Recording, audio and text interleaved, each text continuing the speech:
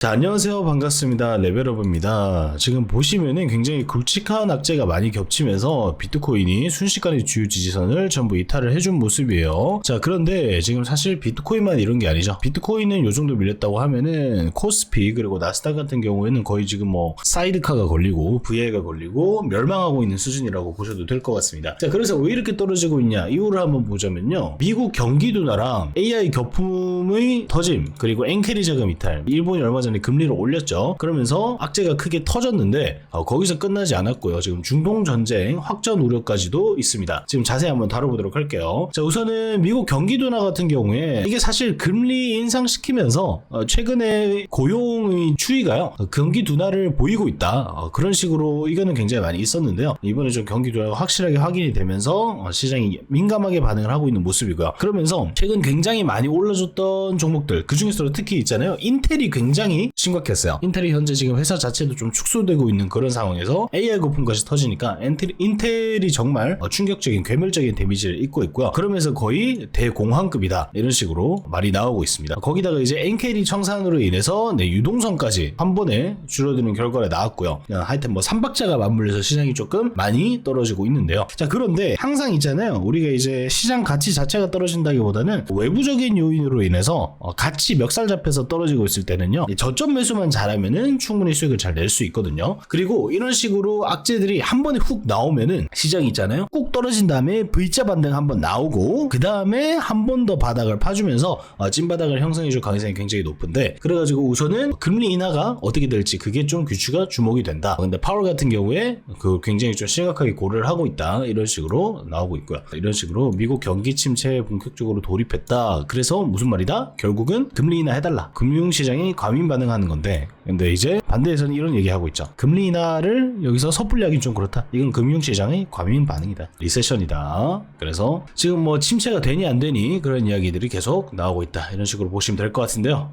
거기서 끝나지 않았습니다. 거기서 끝나지 않았고 지금 이란이 얼마 전에 하마스 지도자를 암살했죠. 어디서? 이란 한복판에서. 이란 한복판에서 하마스 지도자를 암살해가지고 이란이 머리 끝까지 화가 났습니다. 그래서 이스라엘 공격할 거야. 복수할 거야. 이런 식으로 스탠스를 취하고 있고요. 그 다음에 이거는 이제 한 2시간 전 뉴스인데요. 확정 우려 속에 이라크 미군 기지에 미사일 공격이 있었습니다. 그러면은 솔직히 이거는 전쟁 가능성이 좀 굉장히 높아지고 있다. 이런 식으로 보시면 될 것 같고요. 지금 뭐 이스라엘에서 이란에서 대사관에서 직원들 다 빠져나가고 있는데 이게 가장 확실한 전쟁의 징후예요. 대사관에서 직원이 빠져나가느냐 안 나가느냐. 그래서 지금 뭐 대사관에서 피난 권고 이런 것도 올라왔고요. 이스라엘에 있는 사람한테 제가 한번 물어봤는데 거기서 지금 사재기 하고 있다고 하더라고요. 이스라엘 사람들은 진짜 전쟁한다 이렇게 생각을 하나 봐요. 근데 문제는 뭐냐면 우리나라 같은 경우에 만약에 어쩔 수 없이 전쟁을 한다고 해도 사람들 대부분 다 전쟁을 반대할 거라는 입장이죠. 그렇죠? 근데 이스라엘 사람한테 물어보니까 거기서는 전쟁을 반대하는 목소리도 소수 있긴 한데 대부분은 좀 꽤 무서워. 이번에 전쟁하자 이런 스탠스인 것 같아요. 국민들부터 그런 스탠스니까 사실상 만약에 이제 한번 딱 도화선이 불이 붙는다면은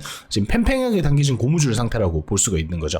도화선에 불 한번 잘못 붙으면은 바로 쌍방이 딱 터질 수가 있는데, 그렇게 중동 전쟁이 확전되면은 아마 안 그래도 지금 경기 침체 위험이 있는데 여기서 기름값 높아지고 원자재 가격이 높아지면은 정말 암울할 것 같습니다. 그래서 이 전쟁이 어떻게 될지 이것도 좀 주목을 해야 되는데요. 우선은 지금 악재를 좀 정리를 해보자면은 경기 둔화, AI 거품, 엔캐리 자금 이탈에다가 플러스로 전쟁 리스크까지 있다. 이런 식으로 보시면은 좋을 것 같습니다. 자, 그러면 그 다음으로는요 비트코인을 한번 볼 텐데, 지금 비트코인 같은 경우에는 제가 예전에 여기서 블로그를 말씀드리면서 저항을 받을 수밖에 없다 이런 식으로 말씀을 드렸어요. 근데 그때는 저는 어떤 스탠스였냐면요, 지금 뭐 시장 나오는 거 반응이랑 보니까 이 정도 밀리면 말겠구만, 많이 밀려도 52K까지 밀리고 말겠구만 생각을 했는데 갑자기 여기서 경기 둔화, AI 버블 펑 이게 터져버렸어요. AI 버블이 터져버렸는데 거기다가 지금 트럼프가 당선 안 될 가능성이 올라오고 있다 이런 식으로 아티클이 좀 나오고 있더라고요, 기사들이. 그래서 사실상 지금 시장에 나올 수 있는 악재는 모두 나온 게 아닐까라고 생각을 하는데, 하여튼 뭐 지금 악재부를 이렇게 반영한 모습인데도 이 정도면은 굉장히 좀 선방했다. 솔직히 경기 침체면은 제가 봤을 때 완전 멸망 수준으로 갈 수도 있을 것 같은데. 그런데 사실 지금 형태를 보면 지금 굉장히 골치 아파졌습니다. 이게 지금 복합 조정에서 형태가 이렇게 나왔으면요, 반등이 나와도 다시 한 번 더 밀고 나와도 밀고 이러면서 제가 봤을 때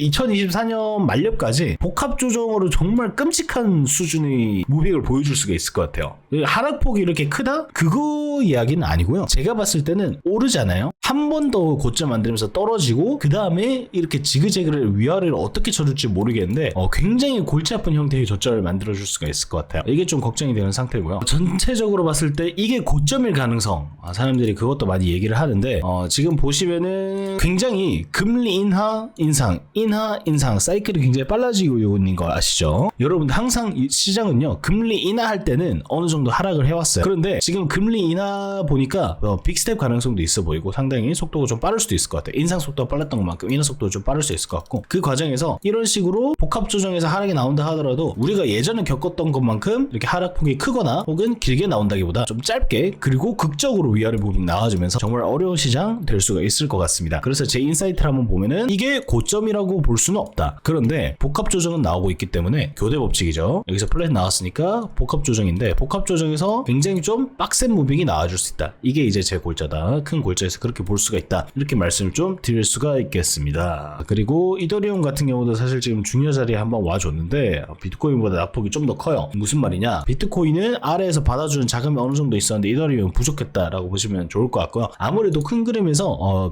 조금 더 비트코인이 메인 자산, 주류 자산에 편입되지 않았나, 그런 식으로 볼 수가 있을 것 같습니다. 오늘 브리핑은 여기까지 하고 정리하도록 하겠습니다.